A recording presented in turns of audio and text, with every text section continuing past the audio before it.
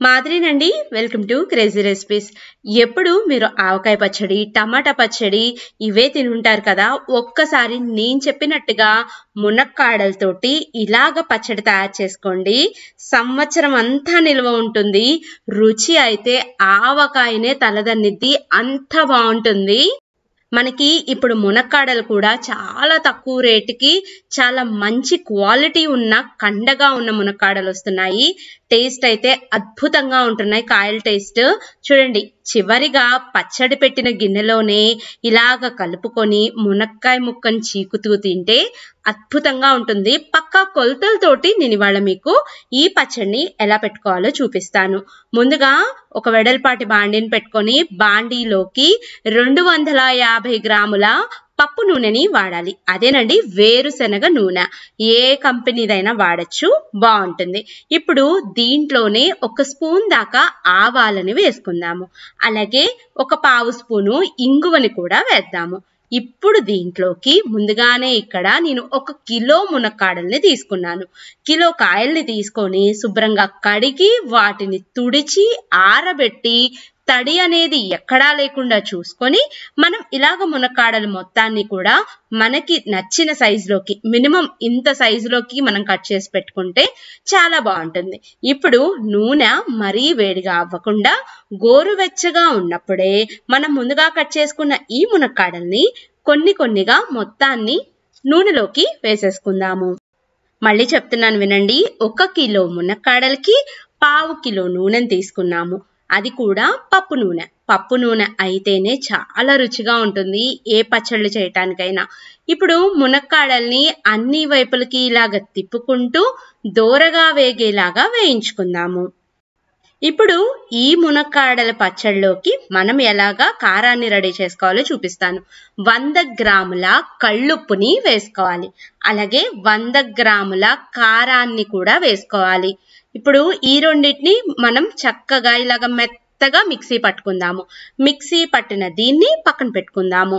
మనం ఇవన్నీ ప్రిపేర్ చేసుకునే లోపు బాండీలో వేసిన మునక్కాడ ముక్కల్ని మధ్య మధ్యలో కదుపుకుంటూ చక్కగా వేయించుకుందాము. అలాగే ఇక్కడ మనం ఈనెలు విత్తనాలు లేకుండా చూసుకొని 100 గ్రాముల చింతపండుని తీసుకోవాలి. ఈ చింతపండుని ఒక్కసారి నీళ్లు పోసి శుభ్రంగా కడిగేసేయండి. ఎందుకంటే చింతపండులో దుమ్ము ఉంటుంది కదా. ఇప్పుడు ఇదే చింతపండులో పండు మొత్తం కూడా మునిగేదాకా మనం నీళ్ళని యాడ్ చేసుకొని కనీసం ఒక 10 నిమిషాల పాటు వదిలేద్దాము. ఇక్కడ నేను గోరువెచ్చగా ఉన్న నీళ్ళని వేస్తున్నానండి. రసం చాలా తొందరగా వస్తుంది అని చెప్పి. రసం వచ్చేలోపు మనం ఏం చేద్దామంటే ముందుగా ఒక వెడల్పాటి పొడి బౌల్ని తీసుకుందాము. ఎక్కడా కూడా తడి లేకుండా చూసుకోండి. ముందుగా మనం పౌడర్ చేసి పెట్టుకున్న ఉప్పు కారాన్ని, అలాగే 1 స్పూన్ అంటే 1 స్పూను మెంతుల పిండిని యాడ్ చేసుకుందాము. మనం ఇవన్నీ ప్రిపేర్ చేసేలోపు చక్కగా మునక్కాడ ముక్కలు కూడా వేగిపోయినాయి.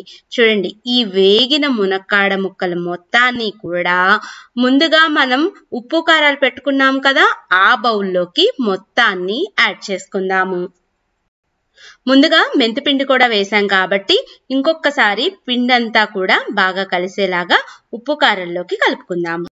ఇలాగా దోరగా వేగిన మునక్కాడలు మొత్తాన్ని కూడా నూనెతో సహా, అలాగే మనం ఆవాలు ఇంగు వేసుకున్నాం కదా, ఆ తాలింపుతో సహా మొత్తాన్ని కూడా ఉప్పు కారంలోకి వేసేద్దామండి.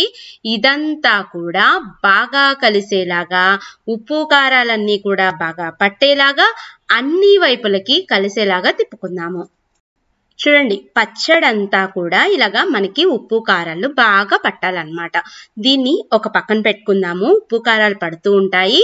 అలాగే ఈలోపు ముందుగా మనం తడిపి పెట్టుకున్న చింతపండు అంతా కూడా నానిపోయి ఉంటుంది కదా, దాంట్లో ఉన్న పిప్పి మొత్తాన్ని తీసేసి గుజ్జును మాత్రమే సపరేట్ చేసుకుందాము. చూడండి, ఇలాగా మనం పిప్పి మొత్తాన్ని కూడా తీసేసి గుజ్జుని పక్కన పెట్టుకుందాము. ఇప్పుడు ఇదే బాండీలోకి ఇంకొకసారి మనం ఈ గుజ్జును కూడా యాడ్ చేసుకుందాము. చూడండి, ఎక్కడన్నా పిప్పి వచ్చిద్దేమో అని చెప్పి ఇలాగా మనం చేతుల్ని అడ్డంగా పెట్టి వేస్తే పిప్పి ఏదన్నా ఉంటే చేతుల్లోకే పడిపోతుంది. ఇందాక మనం పచ్చడికి ఉప్పును వేసుకున్నాం, కానీ ఈ చింతపండు గుజ్జుకి ఉప్పును వేయలేదు. దానికోసమని ఇంకొక 25 గ్రాముల కళ్ళుప్పుని చింతపండుకి సరిపడా వేసుకొని ఈ చింతపండుతో పాటుగా ఉడకనివ్వాలి. దీంట్లోకే ఇక్కడ నేను ఒక 1/2 స్పూను పసుపుని కూడా వేస్తున్నాను. ఈ పసుపు కళ్ళుప్పు మొత్తం అంతా కూడా బాగా కలిసేలాగా కలుపుకుంటూ చింతపండు గుజ్జు మొత్తం కూడా బాగా ఉడికేలాగా ఉడకనిద్దాము. మీకు ఇంక మళ్ళీ చెప్తున్నాను వినండి. మనం మొత్తం మీద 125 గ్రాముల కళ్ళుప్పుని తీసుకున్నాము.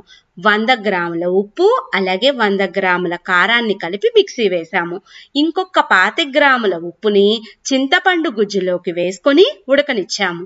ఇలా ఉడకపెట్టుకోవటం వల్ల చింతపండు గుజ్జుకి సరిపడా ఉప్పు పడుతుంది, అలాగే పచ్చడికి సరిపడా ఉప్పు అక్కడ పడుతుంది అన్నమాట. మొత్తం కూడా ఇలాగ మగ్గిన తర్వాత ఈ చింతపండు గుజ్జు అంతా కూడా పూర్తిగా చల్లారిన తర్వాత మనం పచ్చడిలోకి వేసుకొని మొత్తం అంతా కూడా బాగా కలిసేలా కలుపుకొని ఒక రోజు రాత్రి ఈ పచ్చడి మీద మూత పెట్టేసి వదిలేద్దాము. ఉప్పు కారం పులుపు అన్నీ కూడా బ్రహ్మాండంగా సరిపోతాయి ఒక రోజు అలా వదిలేస్తే. తర్వాత రోజు గనక మనం వేడి వేడి అన్నంలో ఈ పచ్చడిని కలుపుకొని తింటే అద్భుతంగా ఉంటుందండి. మీరు ఫ్రిడ్జ్ లో కూడా పెట్టుకోవాల్సిన అవసరం లేదు. ఈ పచ్చడి బయట ఉన్నా కానీ మీకు సంవత్సరం పాటు చక్కగా నిల్వ ఉంటుంది. అద్భుతంగా ఉంటుంది టేస్ట్. ఇంట్లో ఏ కూరలు లేకపోయినా అంత బొట్టు నెయ్యి వేసుకొని ఈ పచ్చడి వేసుకొని తింటే చాలు. చూడండి, నేను పచ్చడి మొత్తాన్ని కూడా ఒక రోజు రాత్రి అంతా అంటే ఒక 24 గంటల పాటు అలా వదిలేశాను. మనకి చక్కగా ఊరి నూనెంతా కూడా రిలీజ్ అయిపోయింది.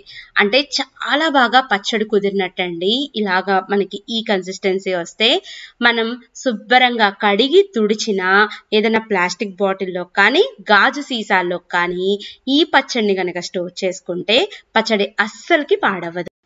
పచ్చడి మొత్తం తీసాక ఒక 2-3 మునక్కాడ ముక్కలు అలాగే పచ్చడి గిన్నెకి కారం ఉంటుంది కదా, ఆ కారంతో పాటుగా వేడి వేడి అన్నాన్ని మనం చక్కగా కలుపుకొని దాంట్లోకి ఒక్క బొట్టు నెయ్యి వేసుకొని తింటే అద్భుతంగా ఉంటుందండి. ఎప్పుడు పెట్టుకునే ఆవకాయే కాకుండా ఈసారి ఇలాగ కొత్తగా మీరు మునక్కాడ పచ్చడిని ట్రై చేయండి.